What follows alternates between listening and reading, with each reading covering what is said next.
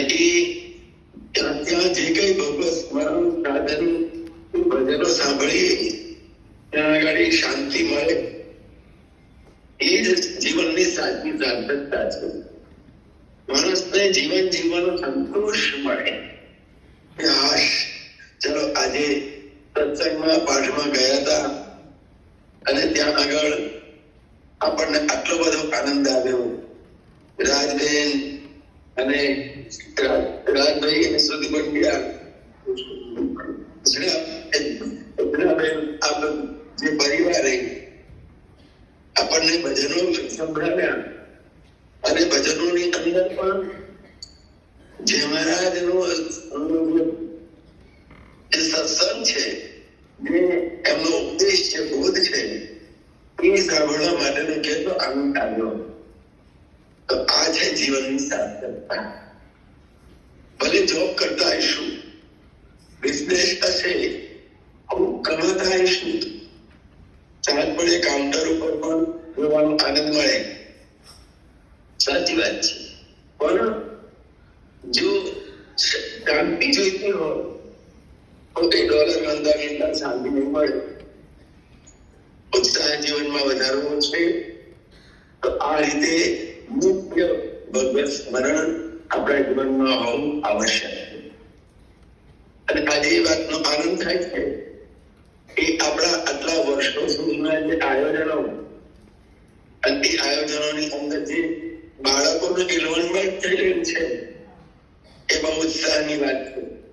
અને એની અંદર પણ આપણે આપણા આ સંગઠનની અંદર બાળકોને આપણે તૈયાર કરી, નવી પેઢીને આપણે તૈયાર કરી રહ્યા છીએ કે જે નવી પેઢી ઉત્સાહપૂર્વક આપણાથી પણ આગળ આ કાર્યક્રમને ચલાવવા માટે સક્ષમ બને છે. બાળકોએ જે રીતે અહીંયા આગળ વેશભૂષા અને જે કઈ અહીંયા મંચ ઉપર વ્યક્ત કર્યો એ જોઈને ખૂબ જ આનંદ થયો. બસ આ જ રીતે આપણા બાળકો ખૂબ જ એક્ટિવ બને અને આવી રીતે એથી પણ વિશેષ એના જીવનની અંદર એક્ટિવનેસ આવે અને આપણે જે મહારાજના વિશે એ બાળકોને સંસ્કાર સમજી શકીએ. અને એના એક બાળકો તુષારભાઈ પણ બની શકે છે, એના એક બાળકો અર્ચનાબેન પણ બની શકે છે, ચિરાગભાઈ પણ બની શકે છે. તો ભવિષ્યની આ તૈયારીઓ છે આપણી. અને આ રીતે વધુ ને વધુ બાળકો આની અંદર ઇન્વોલ્વ થાય અને જે જોનારા વાલીઓ વડીલો બેઠા છે એ પોતાના બાળકોને આથી પણ વિશેષ સંખ્યામાં તૈયાર કરવા માટે જેને પુરુષાર્થ કર્યો છે એ સૌને પણ અભિનંદન. અને એના માતા પિતા વાલીઓને પણ ખૂબ ખૂબ આશીર્વાદ કે બાળકોને આ રીતે તૈયાર થવા માટે તમે એમને ઉત્સાહ પ્રેરે છે. આપણે ઉત્સાહિત થઈશું. જે મહારાજે પ્રાર્થના કરી ઉત્સાહ વધારે માંગતું, જે મહારાજ અમને ઉત્સાહ આપો.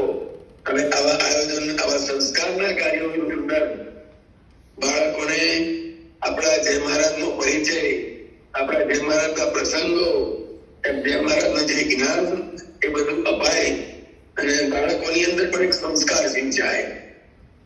બાળપણની અંદર ગળથૂથીની અંદર જો સંસ્કાર સિંચ્યો હશે ને તો એ જીવનભર એના જીવન કામ લાગશે. એટલું જ નહીં, પોતાની પાસે જે છે એના પછીની આગળની પેઢીને પણ આવા સંસ્કાર આપવા માટે એ બાળકો સક્ષમ બનશે. જો આ રીતે બાળકોને આપણે આમણે ઇન્ક્લુડ કર્યા છે, એવી જ રીતે જે સાધક તરીકે અને ઉત્સાહથી આવે એવા યુવાનોને પણ આપણે આમાં ઇન્વોલ્વ કરી શકીએ છીએ. અને આપણો જે કઈ આયોજન છે એમાં આનાથી પણ વધારે વિકાસ કરી શકીએ અને આવનારી નવી પેઢીને સાચો સંસ્કાર આપીશું.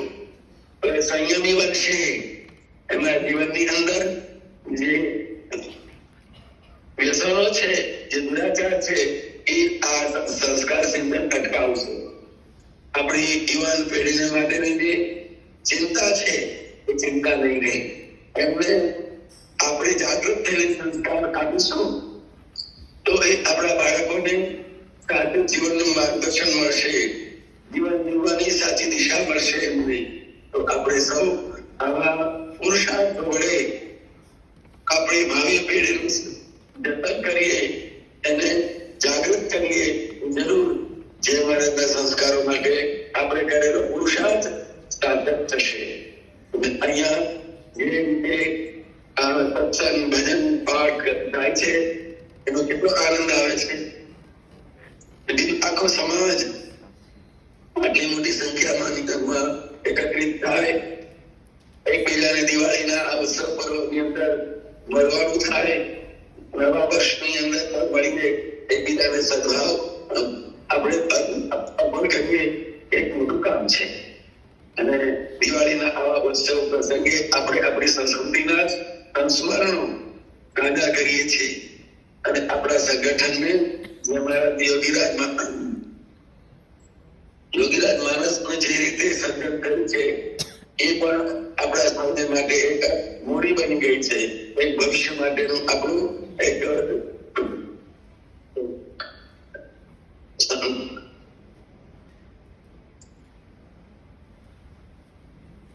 આપણી મૂડી છે. તો એ સંસ્કાર મચીશ્વરનો પાઠ કરશો ત્યારે અમને આનંદ આવશે. જે મહારાજના જીવનના બધા પ્રસંગો, જે મહારાજે આપેલું જે જ્ઞાન છે, યોગ છે, આ બધું આવરેલું છે. જે મહારાજના સંતો લક્ષ્મણદાસજી મહારાજ સહિત મણિરામજી મહારાજ, ભગવાનદાસજી મહારાજ, હરિરામજી મહારાજ, રાઘવમુનિજી મહારાજ, આજે સંતરામ મહારાજના શિષ્યો છે, એ બધાના જીવન દર્શન પણ એની અંદર પ્રાપ્ત થશે.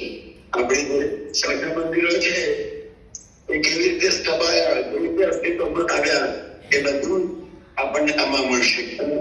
જે સાધકો છે એમને યોગની ઉપાસના માટેનું માર્ગદર્શન પણ મળી રહેશે.